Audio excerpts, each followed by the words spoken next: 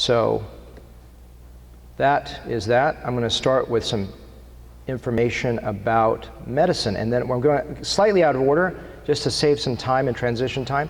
So after me will be Marco. Oh, so right now the assistants, Amina's here to remind me, can go upstairs. If you don't mind to stay on time, I'll be just starting the lecture as you start to go up.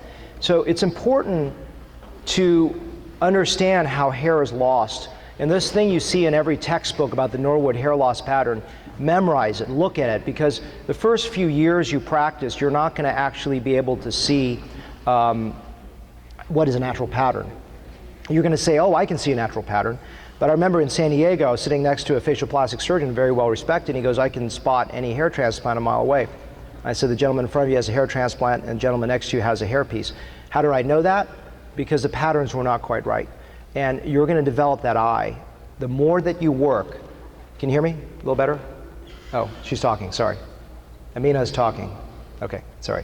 Donor dominance.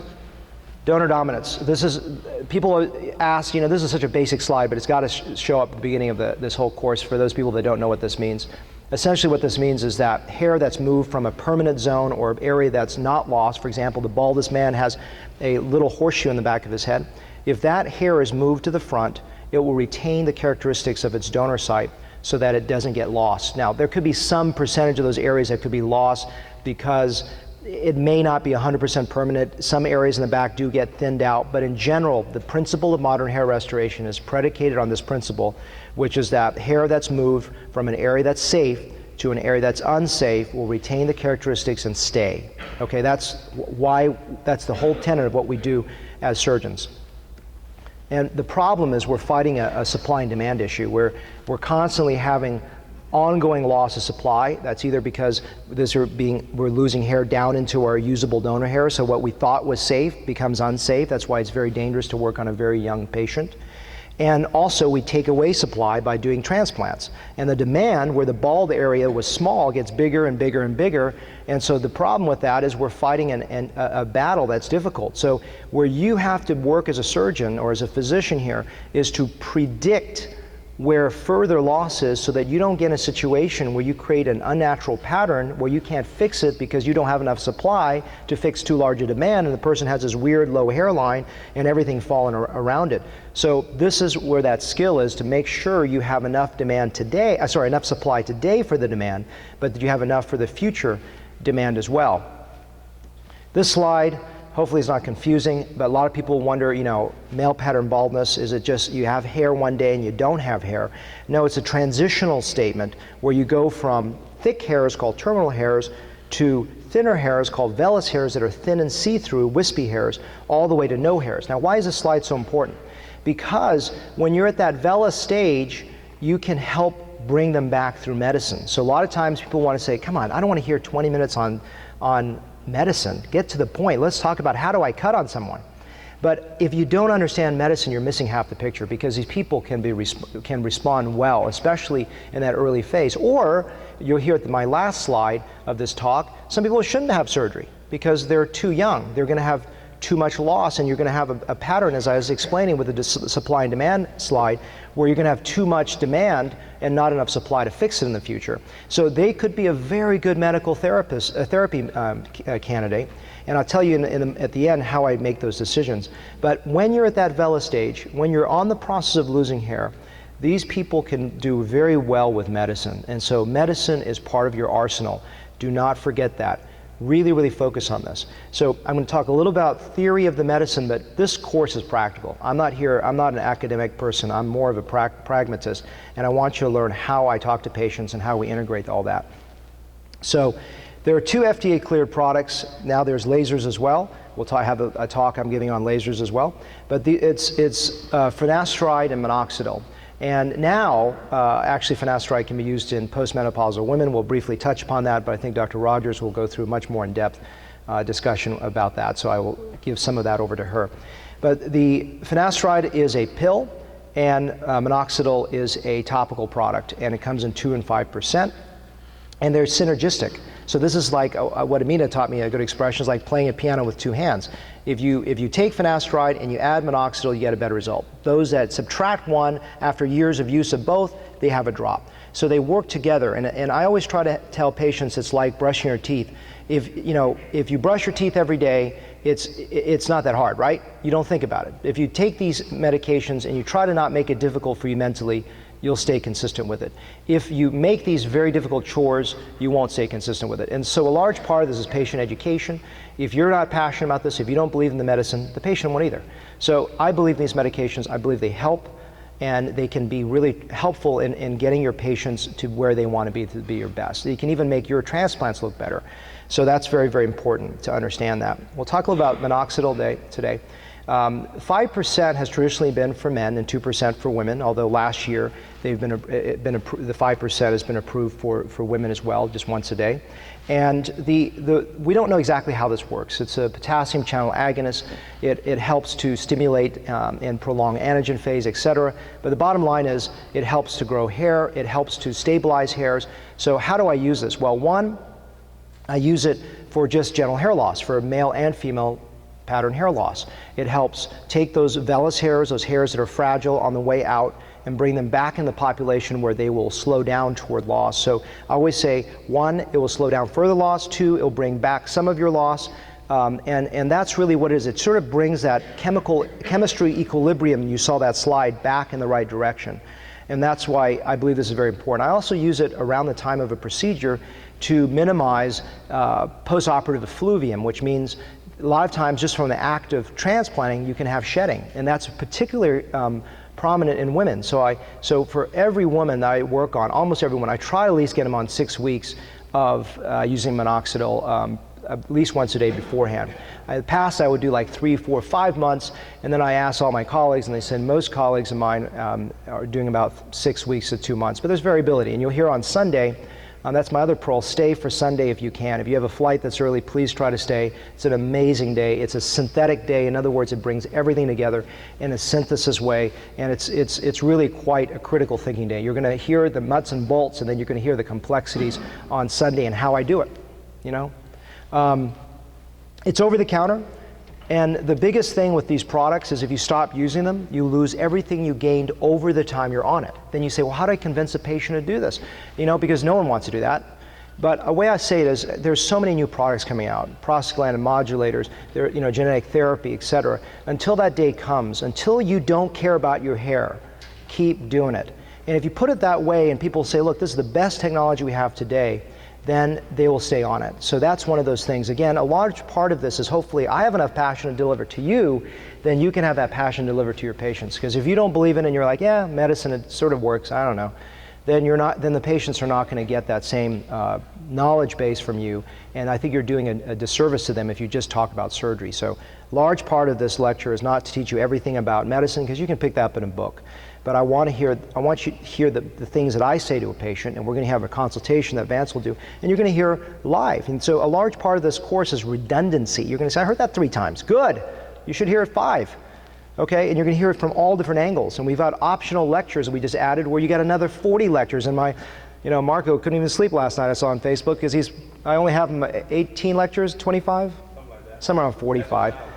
I actually added 20 this morning. I'm sorry, Marco, you don't know. You didn't get my email, perhaps. So there's a lot of lectures. You're going to get a lot of information. And then Finasteride is a DHT blocker, dihydrotestosterone blocker. It blocks the conversion of testosterone to DHT. It's a type 2 5-alpha reductase inhibitor. You're going to learn all that. Just memorize that in a book. My goal is to have you understand some of the myths and the ideas of Finasteride. It has been FDA cleared for the crown. They have not done subsequent FDA studies for the front, although there have been studies that show it's beneficial in the front. So a lot of these things for the minoxidil and the finasteride have been based on crown studies, but it works all over the head. And so that's a misunderstanding that's on the package inserts for these two. One thing I do at a clinical level is I double the dose of the minoxidil, whether it's a half cap or cap, depending on the way that's packaged, because it's clear for the crown, but I want to treat the whole head oftentimes. So I haven't actually increased the dosage. And even though it's BID or twice a day, compliance is such a huge thing. And I just tell patients, if you can just do it once a day, that's really going to be a huge impact. Do as much as you can, but once a day is good. And if you miss a few days, if you're OCD, don't worry. just keep doing it, right? A lot of people have this sort of all or none proposition. If you're, especially like Asian like me, it's like if you don't get an A+, you failed. So, this is, I can do Asian jokes, right? But the idea is that you really want to just stay as consistent as you can on these medications. So a lot of things I'm giving you are not in the textbook. They're practical information of how I talk to a patient, because you can read this in a book, okay? You don't need me to tell you this. You want to hear how I do it. But it takes about 3 or 4 months to start. And the thing with both finasteride and minoxidil is they can have a little time where the hairs are converting into an anagen phase. So you could have a little noticeable shedding before it goes into growth. And so if you see that, tell the patients ahead of time that they may shed a little bit before it starts to grow in, and that's normal, okay?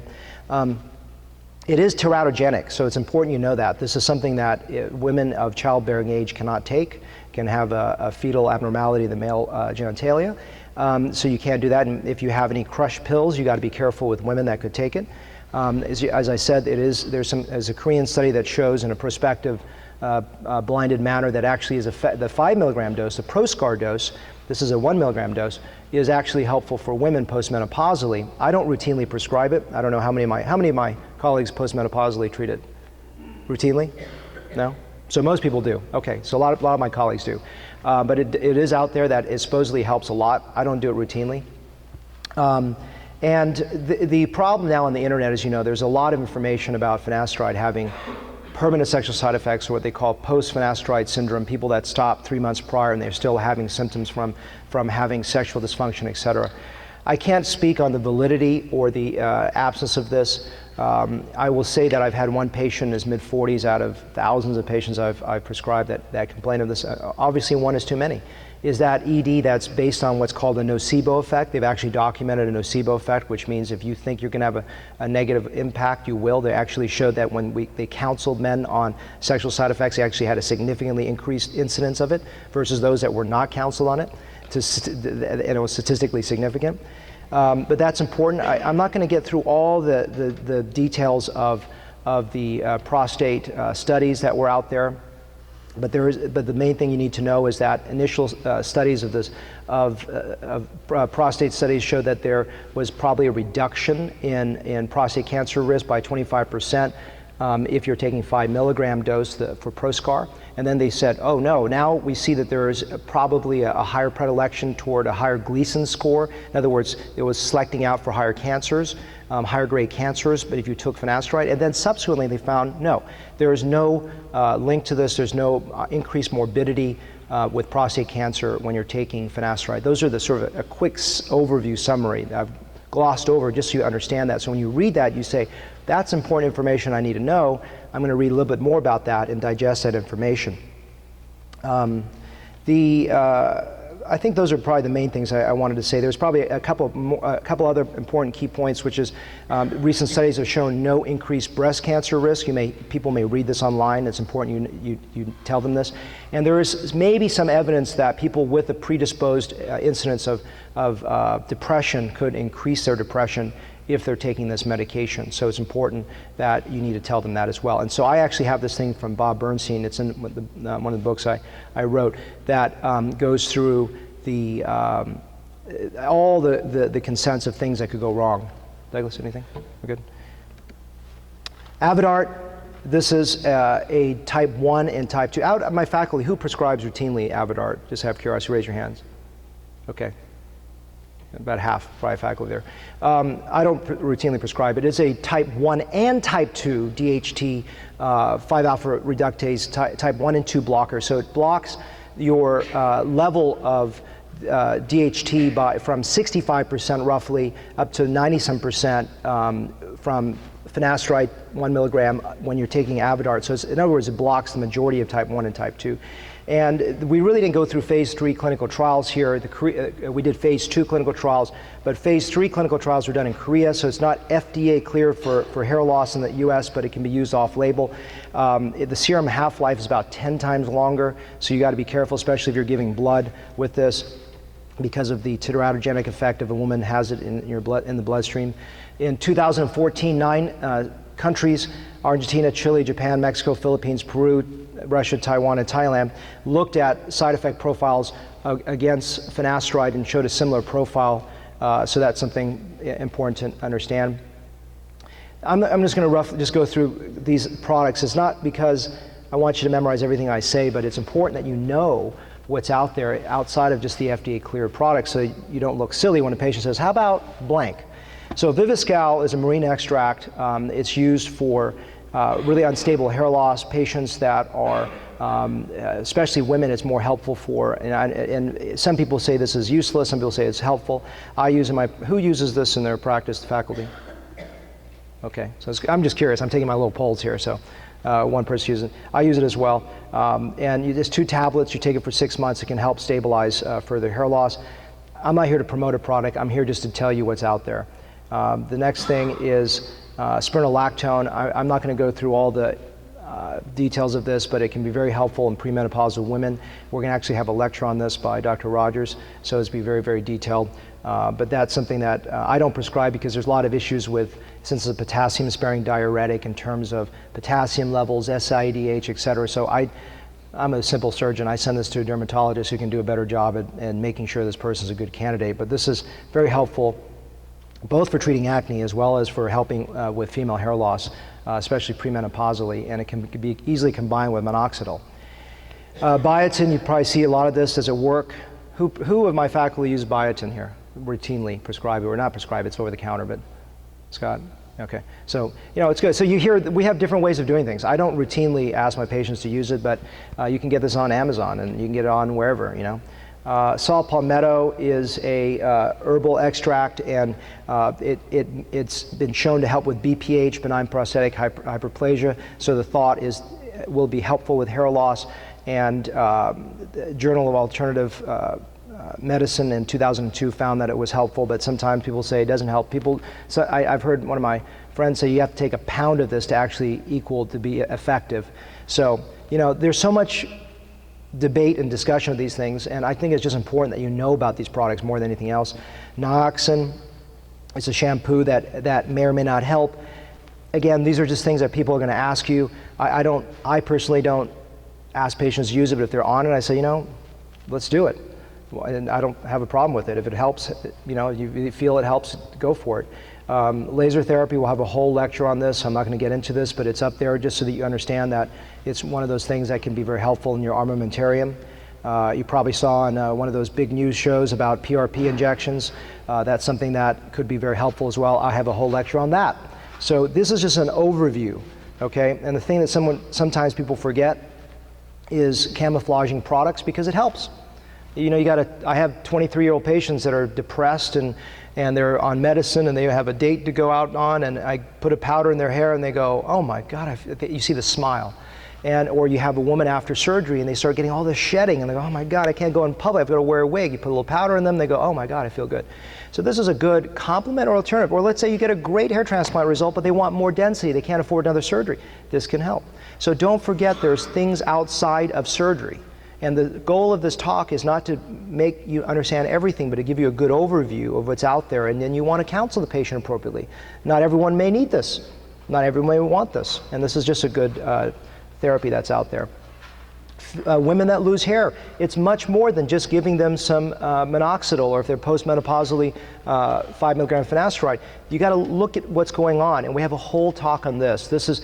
So medical therapy could be adjusting their thyroid levels. It could be adjusting if they're having menorrhagia or low iron levels because of that. That could be causing it. There could be a lot of things causing female hair loss, hormone therapies, and I always use endocrinologists, OBGYNs to help me. I use dermatologists. So the other thing that's huge is recruit people that can help you. If you're a dermatologist, fantastic. You're not going to need a dermatologist. But I'm not a dermatologist, so I use dermatologists to help me. I'm not an endocrinologist. I'm not an OBGYN. So if you are, great. You may not need that service, but bring people in to help you. And a large part of what you're going to hear during this 3 or 4 days with us is how to be safer surgeons. And what that means is not only just picking a patient that doesn't have really bad blood pressure and cardiac issues that would prevent or preclude surgery, but also means are they safe just to have surgery because of the type of hair loss, or have you maximally medically managed them? And so the point of this lecture is get to understand what you can do medically for them and not just do surgery. And you're going to hear the integration of those concepts over the course of these days. The big thing for me, I think, in the next 2 or 3 years are prostaglandin modulators. They're going through phase 2, if not closing in on phase 3 trials of using Latisse, prostaglandin alpha F2 agonist, which in the scalp to see if that helps. And then Allergan bought out Kythera, and they have a prostaglandin D2 inhibitor that will help also. And so they may have the corner on the market in terms of things that can help with hair simulation in the next few years when those products come to market. So it's good to know those things when you're counseling a patient. So don't forget, you're not just a surgeon or a physician in terms of cutting. You also need to remember medicine. And as you hear these talks on medicine, integrate that and say, I remember Sam saying how important it was. I want to put that information in my armamentarium. So the other thing I mentioned before, I repeat it again, it's not an on and off switch. In other words, if I miss a day of minoxidil, forget it. Just tell the patients, do what you can. Like anything you can, try. And so medicine is one of those things. And so I like to end with this. One of my colleagues at a meeting said, hey, that was a pretty good way. So I divide my consults into 3 types, red, yellow, and green, which means if you are a 20-year-old rapidly losing hair, you really shouldn't have surgery. You're going to have a disaster on your hands. You'll run out of hair. You want a naturally low hairline to match your peers, and it's a disaster for a setup. Well, they're a red light. They need medicine, medicine, medicine. So 99.9% of my lecture is talking about medicine and staying away from surgery. There's a yellow light. That's a guy that maybe is in his 30s. Maybe he's losing hair, but he really should be on medicine. If you can encourage that, he may not be able to do the crown, and we'll have a whole talk about why that is. Just for safety reasons, you're trying to figure out, I'm going to run out of hair. So I'm going to spend half my time talking about surgery, and I'm going to talk half my time about medicine. And there's a green light. Maybe it's a 65-year-old. I'm just using extremes here. 65-year-old that has minimal hair loss or even extensive hair loss, but he has so much donor density. You're going to cover that. You're going to cover his current loss, future loss. He doesn't want to take medicine. I spend 99% of the time talking about surgery, and I only entertain medicine if I feel, maybe I could talk about it, but So that's how I sort of mentally divide each patient that comes in to me. Where do they sit on that spectrum? So I am 15 seconds ahead of schedule. I want to introduce